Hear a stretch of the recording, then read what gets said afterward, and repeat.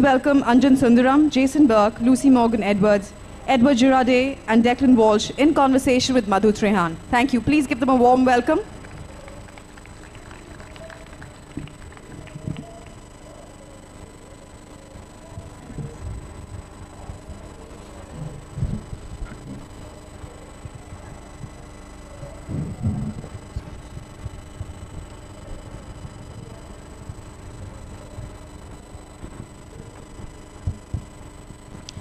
We have some amazing people with us on this panel. Jason Burke to my left is legendary in the journalistic world. He's what we call hardcore. He was an investigative reporter at the Sunday Times. I think that was your first job. And he relocated to Pakistan in '98 to cover events there and in Afghanistan. Since then, he became the South Asia correspondent for The Guardian, the Observer sister publication, and now you are with the New York Times. No, I'm with The Guardian. I'm still with the, okay, sorry, you're still with The Guardian. All right, my mistake. He's authored quite a few books. The one that I read on Al-Qaeda was just amazing. He's one of those reporters who combines on-the-ground reporting in conflict areas. But then, if you read his books, you see he brings a lot of scholarship in it, a lot of research, a lot of references. So he's an amazing combination. His latest book is 9/11 Wars, which I really suggest anyone who's interested in the subject or not, pick it up. Lucy Morgan Edwards is currently a researcher in politics and international relations at the University of Exeter. And she wrote the book, The Afghan Solution. It was an attempt to show a counter-narrative to the prevailing wisdom on the post-9/11 war in Afghanistan. Her objective in particular was to illuminate to a Western audience how the war could have been avoided, to show how the decision makers made by Western policymakers have led to the present situation and to present an alternative. I think almost everyone on the panel, in some sense, has spoken about the hubris of the powers that have been at war in Afghanistan, and I think we will touch upon that. We have also Edward Girardet, who has been in conflict zones since 1980. So he will be able to give us the perspective of how reporting has changed from the 80s to the 90s to now, and that is a unique perspective. He has written this book, Killing the Cranes, and edited several books, including Afghanistan, the Soviet War, Somalia, Rwanda, and beyond, and then Populations in Danger. So he's been in Africa as well as the Afghanistan, Pak, Iraq areas. Anjan Sundaram has reported from Africa for the New York Times and the Associated Press. He is the author of Stringer, A Reporter's Journey in the Congo. This book is going to be out now in February, and that again is a perspective of Rwanda which you normally don't get. Declan Walsh is the correspondent for the New York Times in Pakistan, and earlier he was with The Guardian. Yes. So I'll start off with Jason. Jason, what is the motivation for a reporter to get into writing a book? Obviously, there are the two major things that you have a lot of notes which are not used because you have a word limit in your reports. There's also the side of getting the story and the background which you aren't always able to put in. And the advantage of being able to go far deeper into the reports that you've been given almost like bites. And I know you mentioned to me that you do not like to bring in the I in the books. I would imagine that's really difficult because it is your experience on how you get the story and your perspective. So that's a lot of questions. Yeah, your motivation and leaving out the I. I think the motivation you answered in a sense yourself, in that for I think all of us here, you write the books because there's something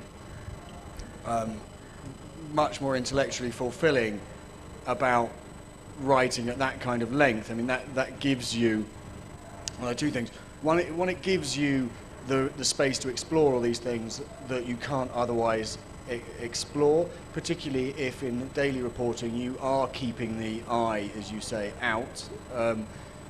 Your own opinions are not meant to be in the reporting if you're just doing straight news reporting, and often there's a lot of analysis behind. You can see what's happening, you know what's happening, you can see what other people are saying about what's happening. You don't necessarily agree, and you feel you have a more valid viewpoint that you want to put across. I mean, certainly two of my books have been written largely in terms of what a boxer would call counterpunching. I mean, you see somebody else saying something, and then you react to that in that very kind of journalistic, contrarian way. And that, particularly the first book on Al-Qaeda, I could see what was being said about Al-Qaeda, which didn't tally with the way I saw the phenomenon of contemporary Islamic militancy. And I wrote a book to make that argument based on my reporting and my investigation. The eye is a different question in a sense, because you have that material, as you were saying. The question is what you then do with it. Do you want to write one of these magnificent investigative works that come out from time to time, very rare in fact, but you do see them, something like Neil Sheehan's The Bright Shining Lie, or William Shawcroft's Sideshow from the 70s, and more recently you've seen stuff by people like Thomas Ricks or Lawrence Wright. I mean, these are wonderful sort of narrative bits of investigative journalism. Do you want to use your material for that, or do you want to write one of these kind of instant, and then I, you know, Saddam Hussein, my role in his downfall kind of books, which you see thousands of coming out in waves, and I think that the latter is very tempting, and I did one, but very few of those books stand the test of time, largely because the journalists who write them aren't really that interesting themselves. They may have some interesting opinions given a particular moment, but they're not really very interesting people. Like sportsmen who write books about how they won a cup or something aren't often very interesting people, and the books don't really work as a result. So I think you have the material, you have a lot of material, you want to do something with it. Whether you can turn it into something that is genuinely valid as a sort of literary object or not, it is a very different question. The only other thing is that there's often, you know, news reporting involves an enormous amount of compromise, because you're continually compromising. You've got limited time, limited resources, you've got the demands of your editors, you've got the demands of your public, and when you have a book, particularly a long book, there is a fantastic satisfaction in thinking, right, well, you know, I'm going to change page 175 and that line there, and I can, because it's my book. And with an article you write for a newspaper is not really your property. It's not your because creative it's reworked, property. maybe edited.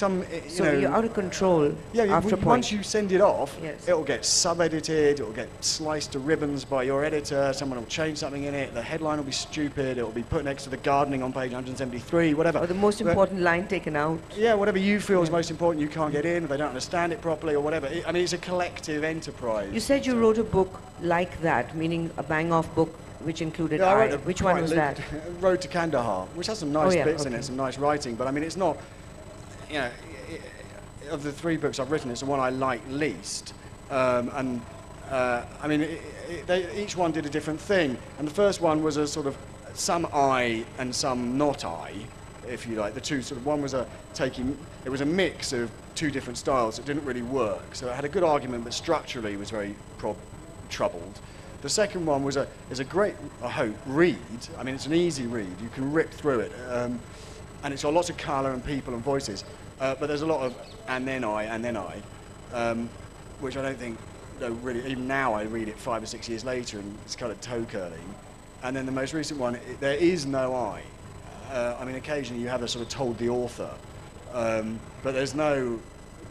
You know, I'm taken out of it very deliberately because I didn't want to write that kind of book. I wanted to write basically a history, and a history of contemporary events, but something that would read like a history. And the moment you have an I, it totally changes the entire voice and turns it into something else, perhaps more honest in a way, but I mean, I didn't want that. So I'm much happier, as a reporter as well, I'm much happier out of the material. Or pretending to be out.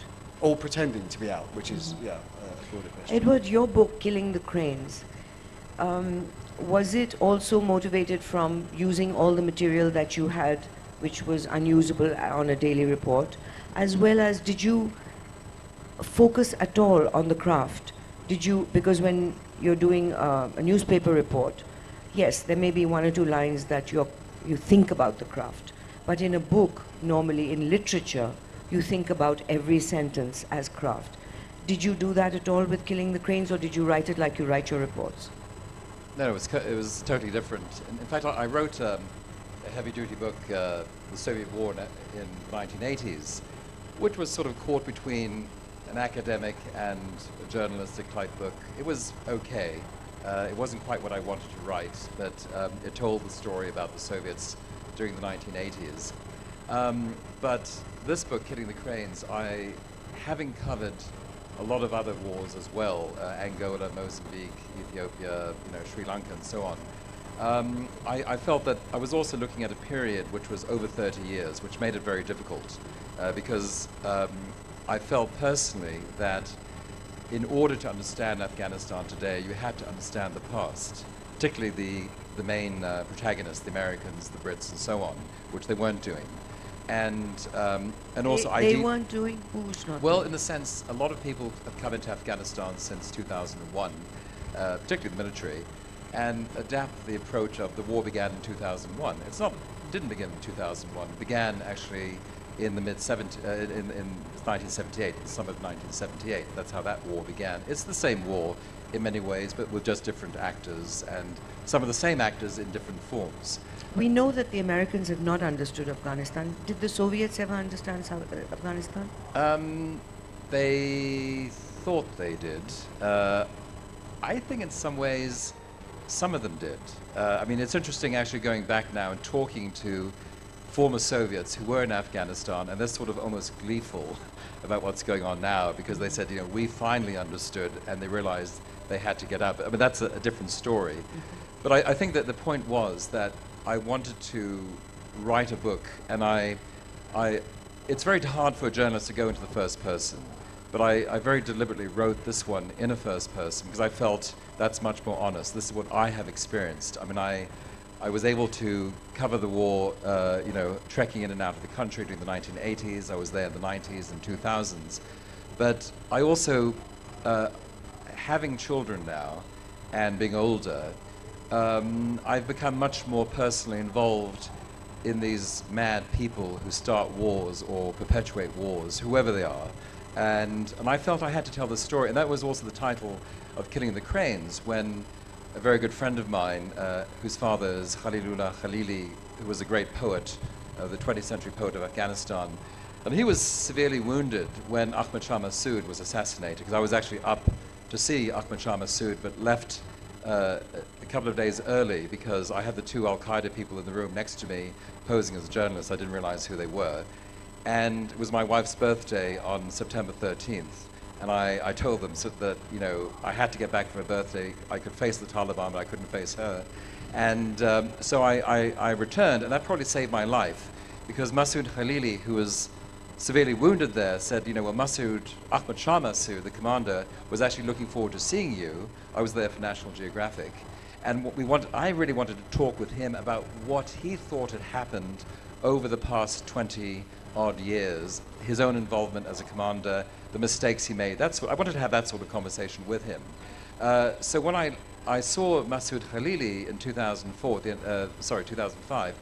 it was the end of March, and we were talking about the responsibility of the international community vis-a-vis Afghanistan, but also the responsibility of Afghans themselves, because they are responsible as well. They love to blame the Pakistanis and everyone else, but there is a responsibility of the Afghans themselves.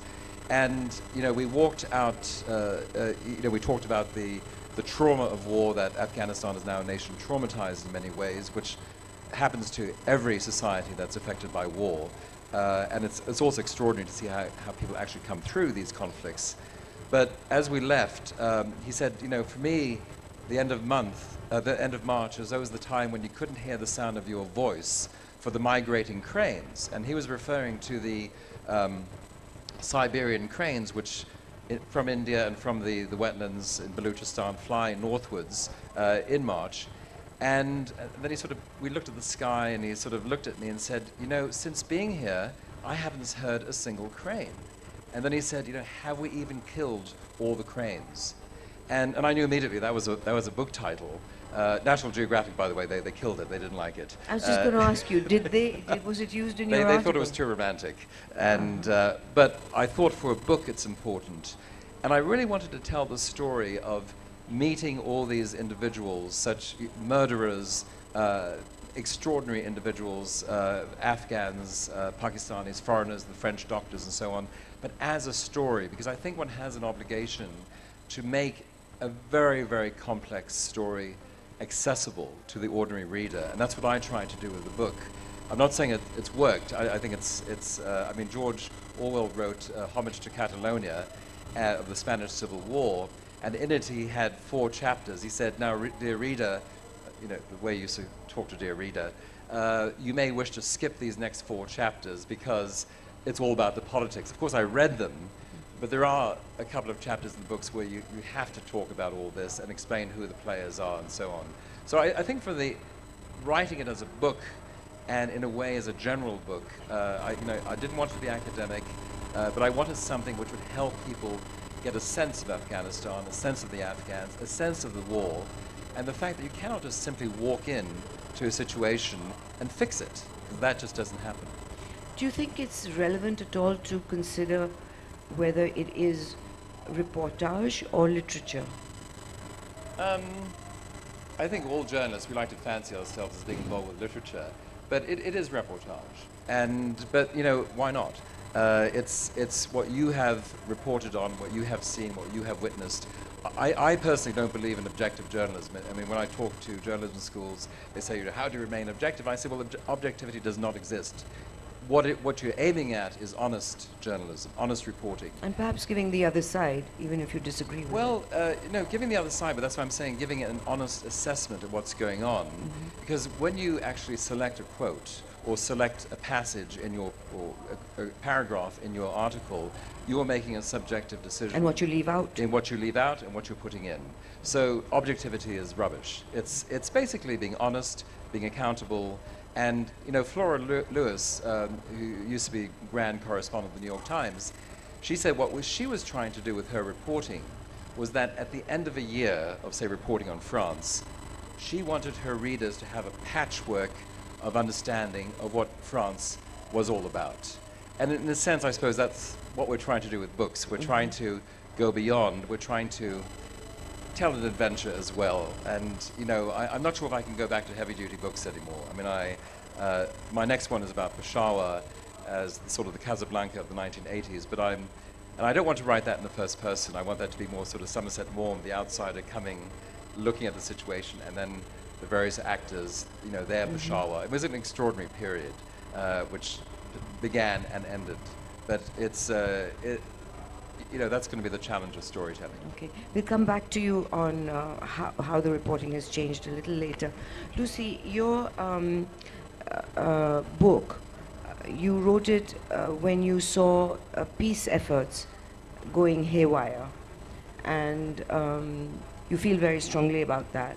Would you talk about that? And you also lived with a family, a tribal family, which sort of changed your perspective in some ways. Yes, well, I spent between 6 and 7 years living in Afghanistan. I was there during the Taliban period working for the UN, and I wasn't really just a reporter. I did reporting for a couple of years.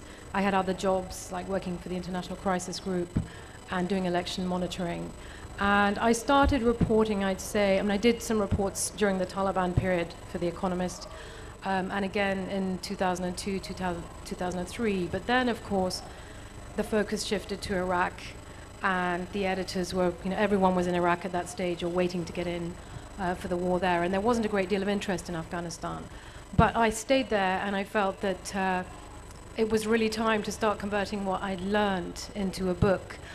And I felt that the message just wasn't getting out about the events of the war, which I still feel very strongly that the outcome of the war that we see today was really decided in 2001 and 2002 by the decisions that were made then, the political architecture that the West set up essentially, and particularly through the co-option of war criminals into the military strategy, and therefore essentially into the state and the political strategy.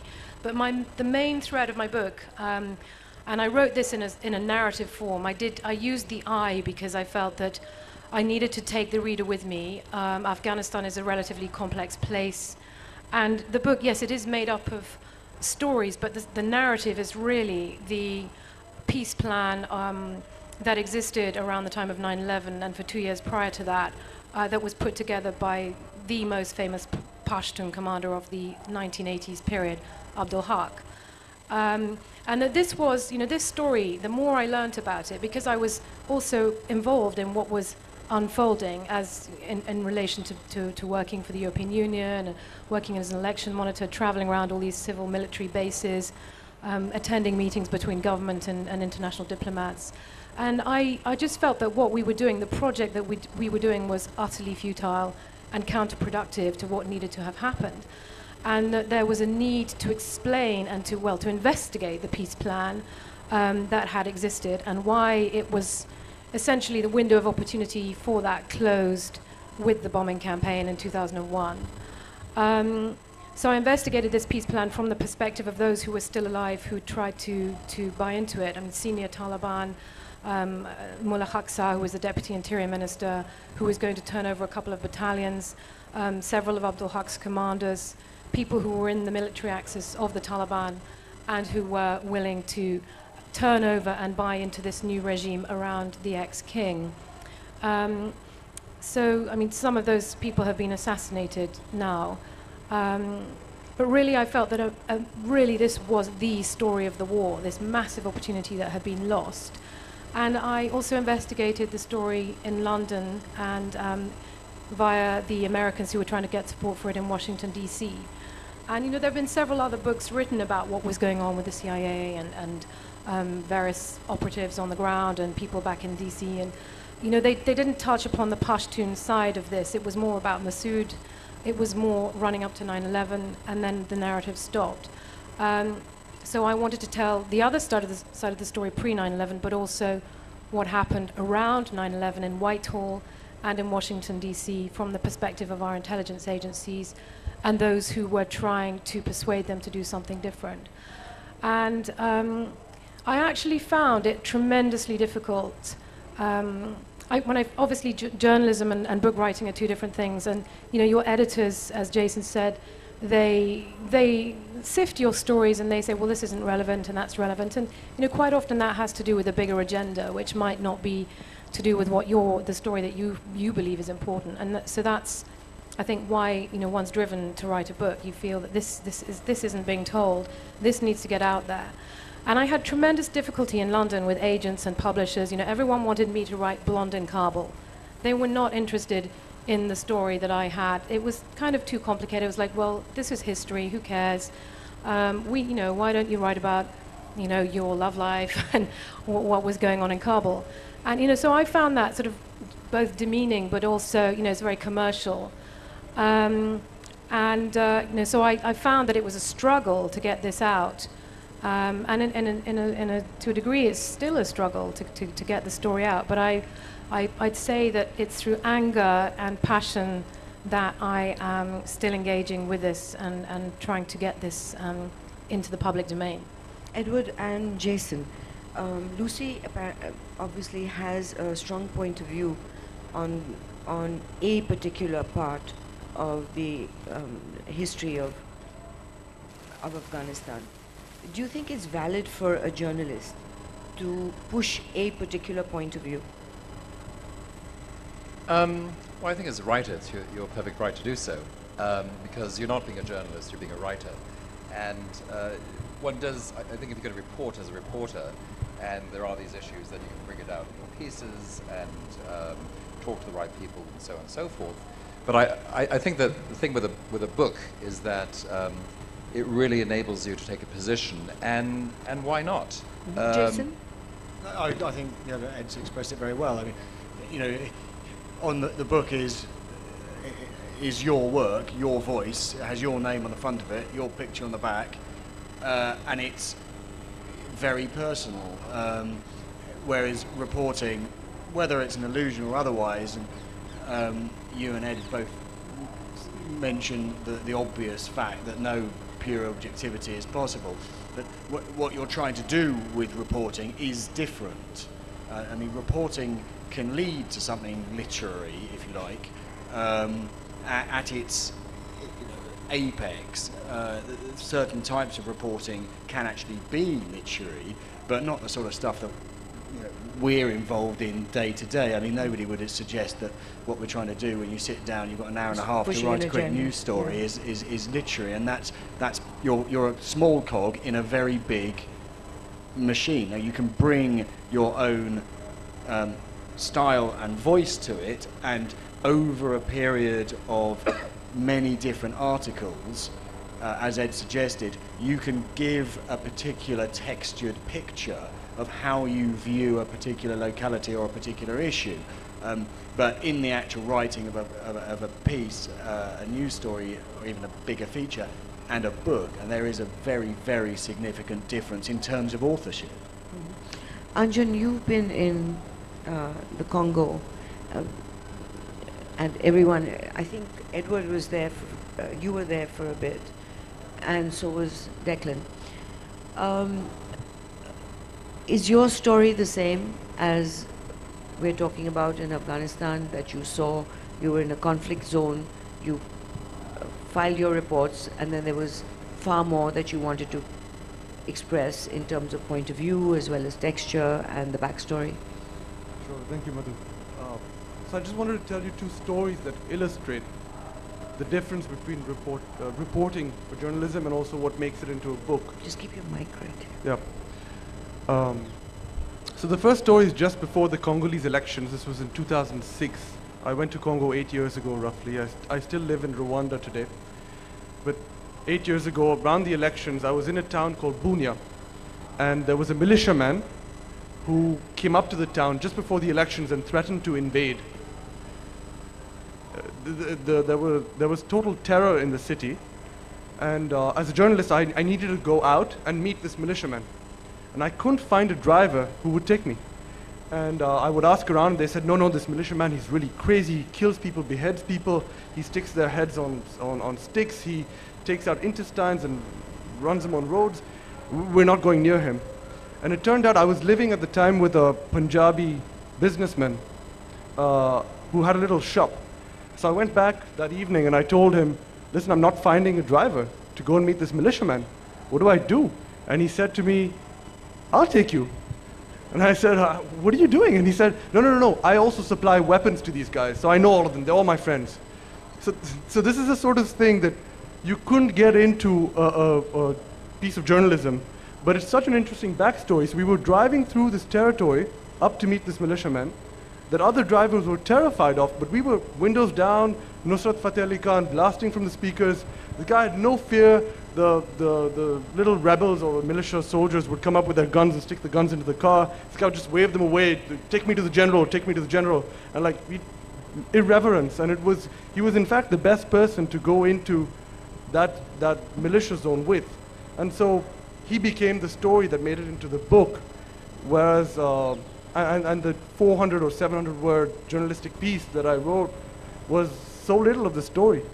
And then another example. What was his motivation to take you there? You're showing off? Yes, he wanted to show off. He was like, I've done this before. You're asking the wrong people. You don't know who I am. And so then he started to tell me stories about how he brings in not only weapons, but roast chicken for the militias from Uganda. And he has all these businesses. And his little shop, which was selling face whitening cream, was only like a small part of his story.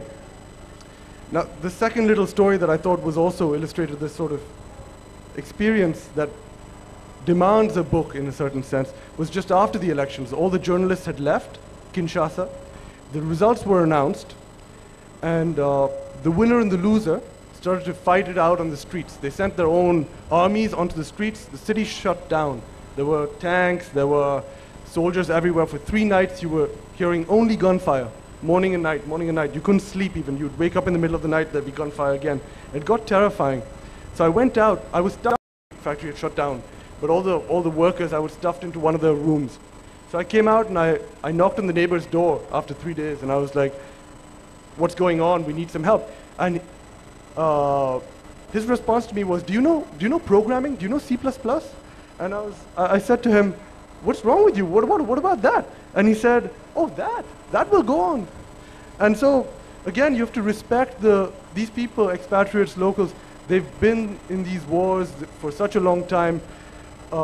It's easy to come in as a foreign correspondent and think, oh, there's such bravado to this, but for him it was just nothing, and he knew how to get out, he knew it would end, he knew far more than I did. So these sorts of experience where there's this Indian guy who's programming in the middle of this battle on the street, that's the sort of thing that it's very difficult to get across in a journalistic piece. And that's when you start to think, I've had these experiences, I need to get them into a book. And they add up to something that's greater than just the story that people would hear of or read about in a newspaper. Declan, you're the only one on the panel who hasn't written a book. But you've covered the same areas. And are you preparing, do you have your backstories, your notes? Do you think it's something that'll come out of you? Yeah, I've written a couple of long-form pieces for Granta, and I have a much tortured book project that isn't completed yet. It's called Inshallah Nation. It's a book about Pakistan. It's called what? Inshallah Nation. And I've thought, while I have not delivered in the same way as my fellow panelists, I've thought a lot about the same issues. And as we were saying, the problem with journalism is that quite often only maybe 5 or 10% of what you experience in the daily graft of journalism ever makes it into the story. Now, there are good reasons for that. As Edward said, the whole notion of objectivity is very troubled. But journalism has its own diction, it has its own grammar, it has its own constraints, which are there for a reason. But they are exclusionary. So there's a lot of what we see that doesn't make it in. I also lived in Africa before I came to Pakistan. And one of my great regrets is that I never kept a diary, because I traveled through all of these parts of the continent. I went through, all the usual things, the elections and the conflicts and famines and amazing cultural stories and stuff. And I didn't write down most of what happened outside of the work. And now it's all a sort of, hazy memory. And I think that's often what drives journalists to write books, but it's not enough, because in its worst forms, it can just be very self-indulgent. I went to this place, I saw that. There's an element of self-glorification,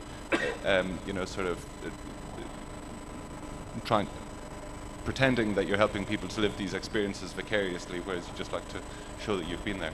And I think these days the bar actually for, but what can lift it above that, of course, is that that you fuse it with a much, not exactly a higher purpose, but a political purpose or a storytelling purpose that actually makes it a powerful vehicle for people to take people into that story. So, I certainly agree that it's very problematic to write in the first person a lot, but I think that occasionally it can be a very useful way to bring people into a story and to help take them somewhere that they're not familiar with. But these days, I think the vehicle, or the bar for that is much higher because of the internet, because there's such a profusion of books on particular subjects, because people have so much more access to read about those same subjects. I think it's not enough just to write a book about having been to such a place. And even if you look on the internet, you look at, say, I don't know, New Yorker articles are largely available free on the internet. So if you want to read long-form journalism about anything now, you can get it without even having to spend a penny on a book.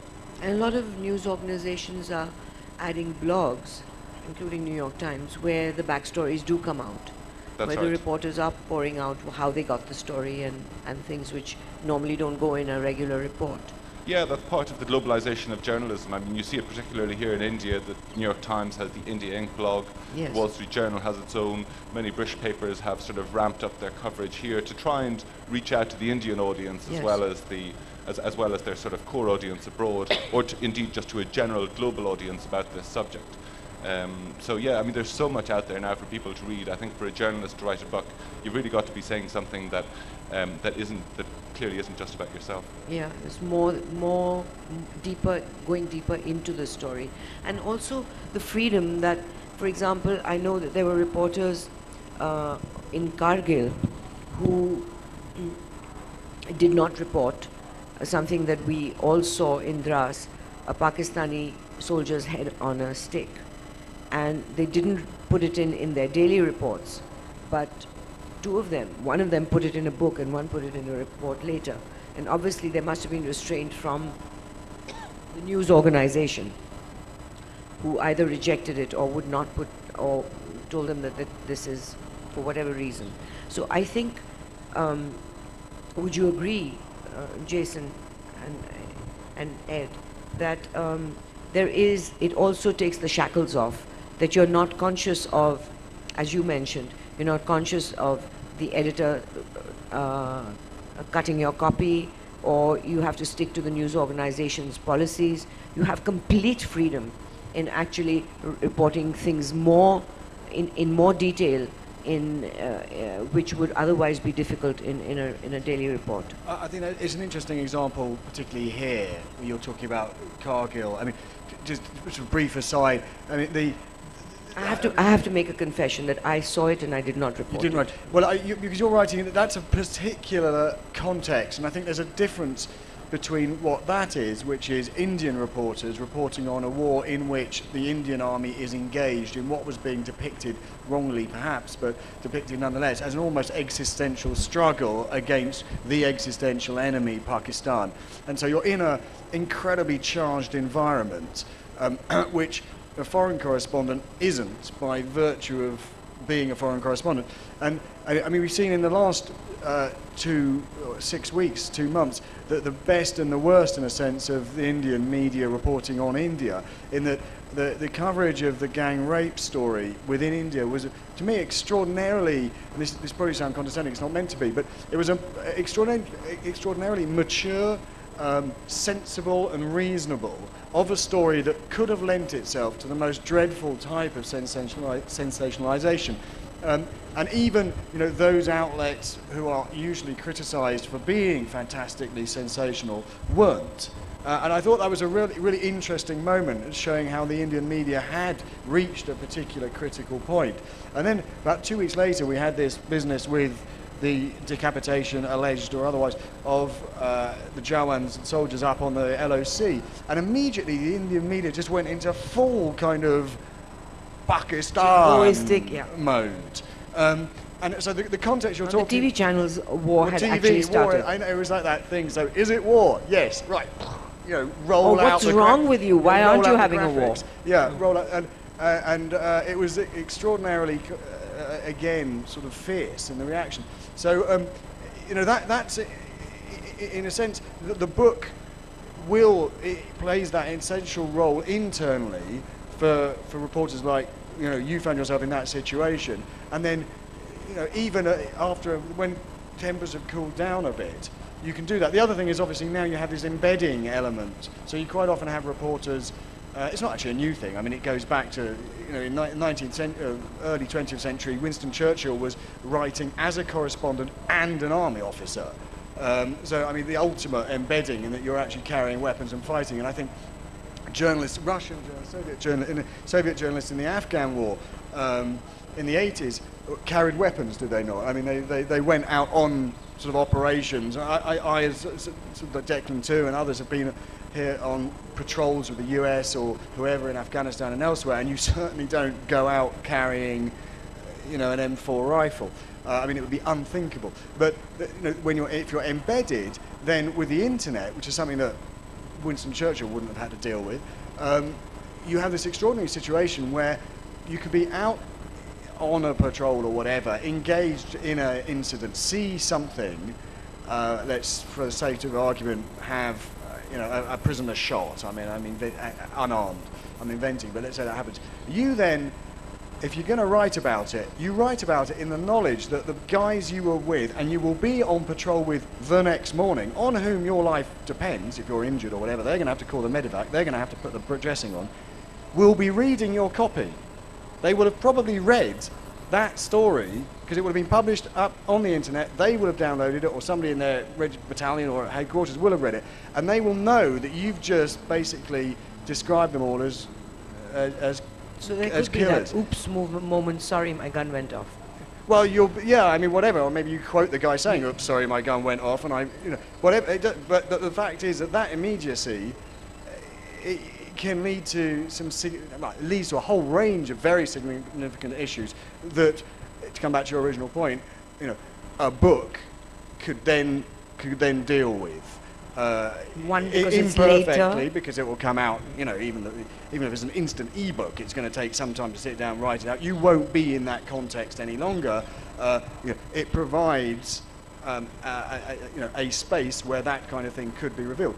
But again, it raises some very serious questions about what the reporter at the original moment should have been doing, and whether it should be in a book that's going to be read by a few thousand specialist interested readers, as opposed to being on 100 million internet hits or whatever. Ed, when you started reporting in conflict areas in the 80s, there was no embedding, but it was in some sense controlled? There was embedding in a sense, because you went in with the guerrilla organizations, and some of them, like Afghanistan, you really had complete freedom to change groups, which I always did. I went in with Pashtuns, I went with Tajiks, and so on and so forth. And I would also make the effort to change over. I mean, you'd be handed around with letters of the sort of 19th century type letters of introduction. More difficult in places like Angola, where I made the mistake of going in first with UNITA, with Savimbi, and getting stuck there for 6, 7 weeks. Did a lot of reporting, but you were basically under their control. Nothing was filed while I was out there, and I then wrote what I felt I had to write, and then I became sort of persona non grata because of it. But it was impossible to go on the government side afterwards, so in a sense that was in a way embedding, but you still had the freedom to do what you needed to do. I mean, my concern, and also relating to Lucy's book, was that right after the events of 9/11, much of the mainstream media in the United States, particularly television, including the New York Times and the Washington Post, the reporting became disgraceful. It became disgraceful in the fact that the journalists suddenly felt they also had to be patriots. And the job of a reporter is to report the situation whether you like it or not. You have to provide the information that will enable your readers or viewers to make informed decisions about what was going on. And I was in Washington in October 2001. I was being on all sorts of TV programs put on by National Geographic, the Christian Science Monitor, and it was like being in the McCarthy era. Going to dinners, including a dinner with the foreign editor of the New York Times, there were 3 of us journalists who had worked in Afghanistan, and we're saying, this bombing is ludicrous, because first of all, the war did not have to happen, but Bush and company wanted a war. And they had to be a response to 9/11, they thought. Secondly, you have to debate this. And there was this extraordinary reluctance to debate this. And even the foreign editor of the New York Times, he sort of said, but he almost accused us of being traitors. And we were saying, no, it needs reporting. And this went on for about 4, 5, 6 months. And eventually the New York Times did step down from its high horse and more or less apologize for its very, very poor reporting. Well, it's also I must admit that you can't help but get in some way emotionally involved, because when I arrived with my photographer in Kargil, we were getting our passes made for these various areas. Right outside that office, a truck arrived piled with dead bodies of our soldiers, with only one man who had survived. And I tried to talk to him, he couldn't speak. He was in complete shock, and of course the guilt of being the only one who survived, and seeing those dead bodies, and it was his responsibility to bring them to the capital, to Delhi. I mean, you see, as Jason pointed out, when you're embedded with military, and I have a lot of questions about embedding, less so if the journalist also makes the effort to see the other side, which many journalists do. There are many journalists actually who go to places like Afghanistan as embeds, and that's all they see. But the thing is, you're living with these soldiers. You're eating with them, and you know they are Western soldiers, and if you're a Western journalist, you feel empathy for them. I mean, that's quite obvious. But at the same time, you have to try and step back. And I think my problem with the way embedding is done these days is that you basically have to sign a contract, and you know, their argument is we have to protect you and so on. We don't want a journalist killed on our watch, you know, which from the military point of view, I completely understand. But the problem, though, is that you do come under a form of control. And during the Vietnam War, I mean, I thought the point Jason made about Churchill, and also during the same thing happened during World War II, where journalists, foreign correspondents wore uniform. During the Vietnam War, the journalist was basically an honorary major and could get on helicopters, could get on planes, could spend 3 days in the military, then go and do something else. The military didn't care whether you got killed or not. And in a sense, there was more open reporting. You weren't per se an embed. But and that was the argument made in the State Department in America, that we'll never allow that again. Yes, and you know, the Falklands War actually kicked that off. British journalists who went down to cover the Falklands War, they were forced to be embeds. I mean, they were stuck on ships and so on. And there was a very, very deliberate decision not to have a Vietnam again. And then the Gulf War became like a dog and pony show, where everyone was sort of escorted to areas where they could report exactly the same thing to everyone, and extremely controlled. And then the embedding again obligates you in some form, as you say. Duncan, you've done some conflict reporting as well. Do you, in Islamabad, I read some stuff about you on the net. You're a troublemaker, right? Thanks. What's happening over there that there have been articles written on the net that you belong to a certain faction, and that you are not being balanced or objective, and it's New York Times agenda to destroy certain other factions in Pakistan? How do you deal with that when you're reporting? I mean, I'm not aware of which particular slanders you're talking about. But I mean, in general, obviously, it's as Jay said, a lot of these stories, they're very charged.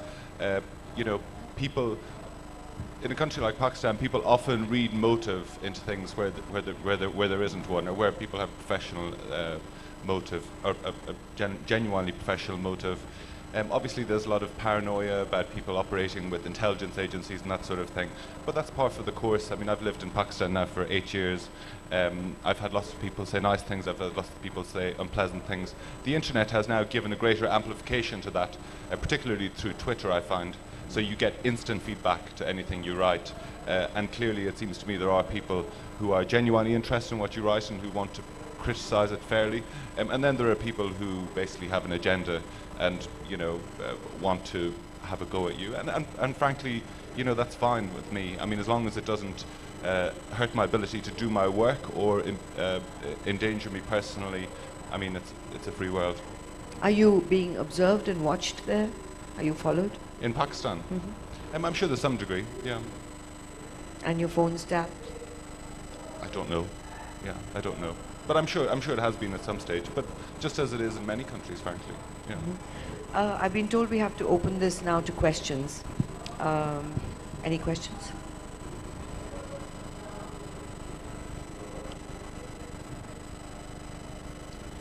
I spent 8 years in Afghanistan as a reporter, but I don't have a book yet, so I'm here really for the tips from all of you.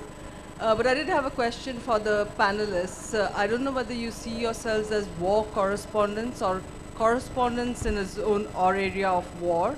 But I find war reporting often very reductive, reducing complex countries, peoples and problems to a very militarized or a security-oriented approach. And this, of course, has to do with the demands of editors as well.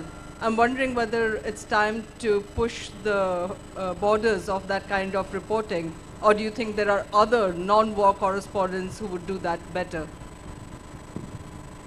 Can I respond to that? This is really the reason, this goes to the heart of the reason why I wrote my book, because, you know, there has to be a reason why the US has spent $1 trillion in Afghanistan on military operations, and I think the journalists also have a great deal to answer for in that. I think there's been far too much of a focus on military operations, on security, on embedding. There's, essentially it's been kind of complicity. There hasn't been enough challenging of the narrative. And of course, wars in essence start from political grievances at a local level.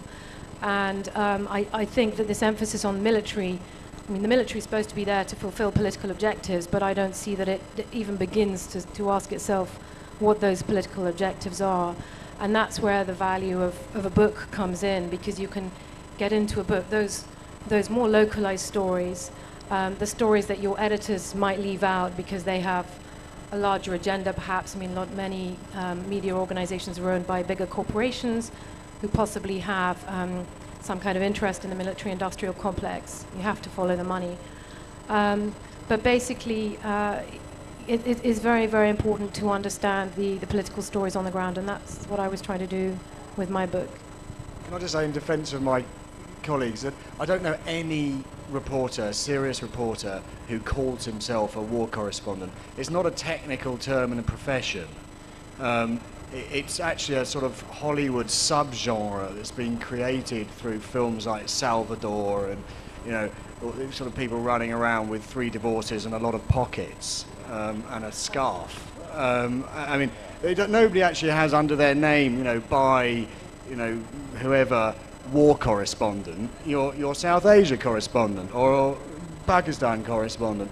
I take what Lucy's saying, but on the other hand, there has been an awful lot of reporting in Afghanistan and elsewhere over the last decade that has been fantastically negative about the military and fantastically negative about the whole project. So, as with any institution, the media or range of institutions, group of institutions, has great strengths and great flaws, and it's a representative institution as well, and a society gets, in a sense, the media that it deserves. Journalists are from a society, and their views and reactions and emotions represent those of that society and that culture, and with all the variation and the different agendas and different points of view that entails, and that's what the media should do in any healthy country. So I just wanted to add to this that, Jason, I did actually meet a journalist who had on his card war correspondent. He was a hack. But he was freelance. He was freelance. The bulk of conflict reporting, particularly like Afghanistan, the bulk of the journalists cover the conflict.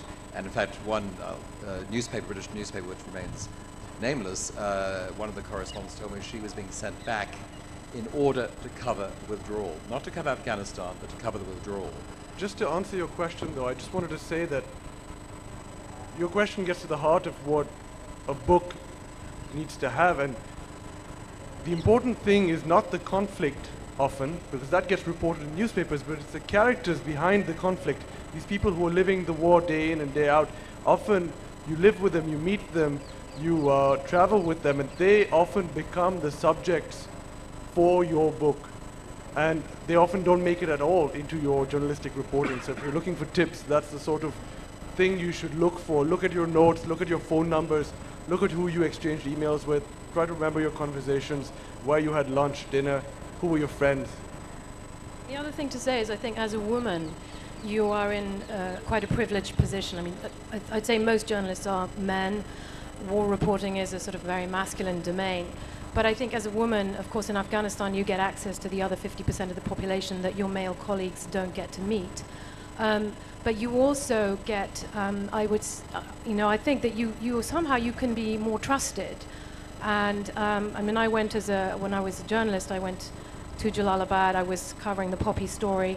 I was taken by a girl who'd been covering Tora Bora, and met this family that I then stayed with whenever I went back to Jalalabad, and learned a huge amount through being with this tribal family, and learning about tribal politics in the Pashtun tribal belt, and really what you just don't get to see if you're living in a plush compound in Kabul. Okay. Yeah, ma'am, I have a question over here, straight ahead. Yeah. Would someone like to make a comment on gonzo journalism as a literary form in our time and the prospects of readership? Jason doesn't like I, so let's ask him. Declan? Sorry, I was trying to see the question. About gonzo journalism? What do you think of gonzo journalism, Hunter Thompson? Not much, really. I mean, it doesn't really apply in sort of mainstream journalism. It's a particular subgenre which was very popular at a particular point in time. There's a recent Johnny Depp movie about it. But I'm not sure that it's got any great relevance to what most of us do today. Yeah. Ed? I mean, you're saying as a genre of literature. I don't know. I mean, for me, a war doesn't. The war continues after the bang bang has stopped, and basically the impact of war affects societies in so many ways. So you can really write about any aspect of a country at war, whether it's Germany after World War II or France. I mean, stories will keep percolating out for years and years afterwards when society actually starts looking back to what exactly was the impact of war. And I think, Afghanistan will do that. I mean, even, India and Pakistan, you've got your ongoing issues, which has been a great deal has been written about. And I think from the outside, you might get another more interesting perspective, which you might not find in India or in Pakistan. But I'm saying societies will continue to explore these issues, and they never end. Jason, what would you think? What would Hunter Thompson do in Afghanistan? Well, I'll probably write a fantastic book, but I mean, it's kind of journalism as an extreme sport rather than journalism as a profession. And I mean, I suppose there's room for it in the way that there's room for all sorts of different expressions and creative products in any given context. But should it be taken seriously? I mean, as Declan says, it's a subgenre which sort of had a moment that was also particularly linked to technological developments that allowed that kind of journalism to be done, i.e. a portable video camera that was cheap enough to give to a 19-year-old who could get himself killed without there being a major lawsuit. And that moment has kind of passed, I hope. Yes. Yes. Okay, Declan. No, I was just going to add quickly, riffing off what Jason was saying about technology. One of the interesting things in recent years, I know from people who've reported in places like Libya, particularly among photographers, but it applies to some degree to journalists, is the new technologies for telephones. People take photos now. Serious photographers have taken photo essays on iPhones. Satellite technology is much easier for reporters to send stuff back. And in the recent conflicts over the Arab Spring, we've had these things have become, partly because they're near to Europe, but they've become much more accessible to a much broader range of freelance journalists, which has introduced its own issues actually about the coverage of those wars, about what sort of support those people are getting from a newspaper industry that is shrinking and which gives increasingly less support to the people who are taking increasingly greater risks to get themselves into those situations. So yeah, I mean, that's not exactly gonzo journalism, but it's certainly a sort of broader form of journalism. Technology has changed it all, yes. Firstly, I would like to tell you that it's a great job you all are doing, traveling to the conflict zones and at times risking your lives and getting the news to us. My particular question is to Mr. Sundaram. As you spoke about Congo, somehow I haven't much read about the open loot that is going around in Congo, where the major powers of the world, including the United States, China, how they're looting the country. Everybody has got an interest in Congo. Chinese are making roads, sending the timber back to their country. America with Rwanda, De Beers, Belgium, getting the diamonds out of there. Indians trying to push a brigade there to get a permanent seat. Why are you people not covering this about the open loot that the major powers are doing in Congo? Sure. Thanks for the question. It's actually a good question because Congo is incredibly rich in minerals. And the questioner is right that there are many competing interests. Many foreign powers do in fact profit from the conflict. And it's become, the conflict has become regular and become almost a business-like in its regularity and in its rhythm. The extraction of minerals from the mines, control by militias, control of trafficking routes, and all of these